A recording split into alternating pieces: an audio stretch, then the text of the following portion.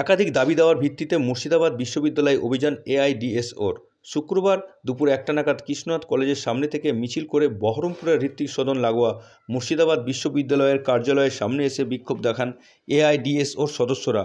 কৃষ্ণনাথ কলেজকে অক্ষুণ্ণ রেখে পূর্ণাঙ্গ মুর্শিদাবাদ বিশ্ববিদ্যালয় গড়া, রাজ্যের সমস্ত কলেজগুলিতে ছাত্র সংসদ নির্বাচন সহ একাধিক দাবি নিয়ে এদিন ভাইস চ্যান্সেলরকে স্মারকলিপি প্রদান করা হলো সংগঠনের পক্ষ থেকে। আন্দোলন কিসের জন্য?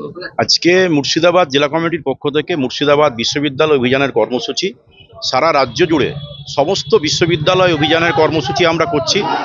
যেভাবে আজকে এই মুর্শিদাবাদ জেলায় ঐতিহ্যবাহী কৃষ্ণনাথ কলেজ, যে কৃষ্ণনাথ কলেজের সঙ্গে বহু স্মৃতি জড়িয়ে আছে, মাস্টারদা সূর্য সেন সহ বহু বিশিষ্ট মানুষদের স্মৃতি বিজড়িত এই কলেজ, সেই কৃষ্ণনাথ কলেজকে তুলে দিয়ে সেই কৃষ্ণনাথ কলেজকে তার যে সামগ্রিক পরিকাঠামো, সেই পরিকাঠামোটাকে ব্যবহার করেই মুর্শিদাবাদ বিশ্ববিদ্যালয় গড়ে তোলা হচ্ছে।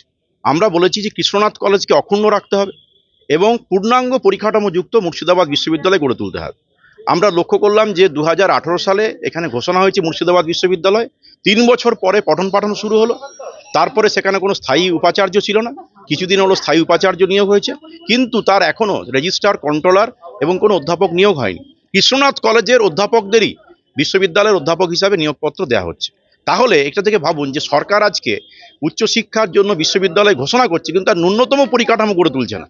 তাহলে যদি কৃষ্ণনাথ কলেজের অধ্যাপকদের যদি ইউনিভার্সিটিতে নিয়োগ করা হয়, তাহলে কৃষ্ণনাথ কলেজটা চলবে কি করে? তাহলে কি কৃষ্ণনাথ কলেজটাকে তুলে দেওয়ার পরিকল্পনা করছে সরকার? এই বিরুদ্ধে প্রতিবাদ জানিয়ে আমরা আজকে এখানে অভিযান করছি।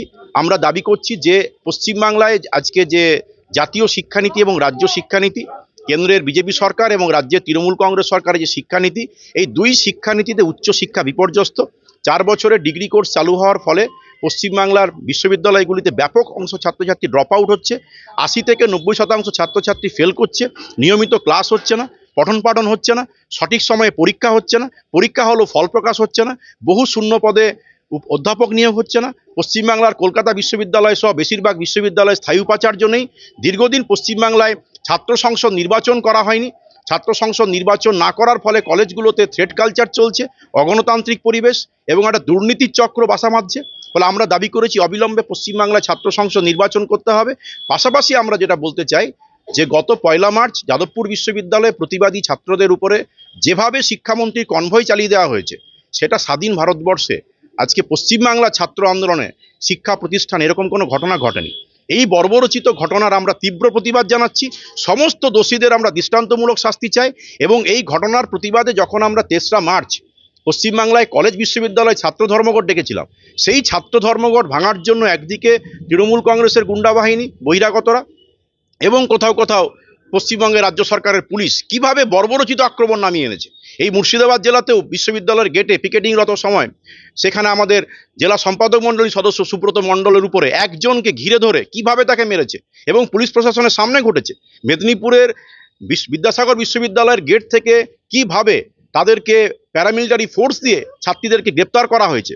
তারা যখন প্রিজন ভ্যানের মধ্যে জল চাইছিল, তাদেরকে জল পর্যন্ত দেওয়া হয়নি। প্রিজন ভ্যানে থাপ্পড় মেরে পুলিশ একটা নক্কারজনক ব্যবহার করেছে। আপনার নাম? আমার নাম বিশ্বজিৎ রায়, আমি এআইডিএসওর পশ্চিমবঙ্গ রাজ্য কমিটির সম্পাদক।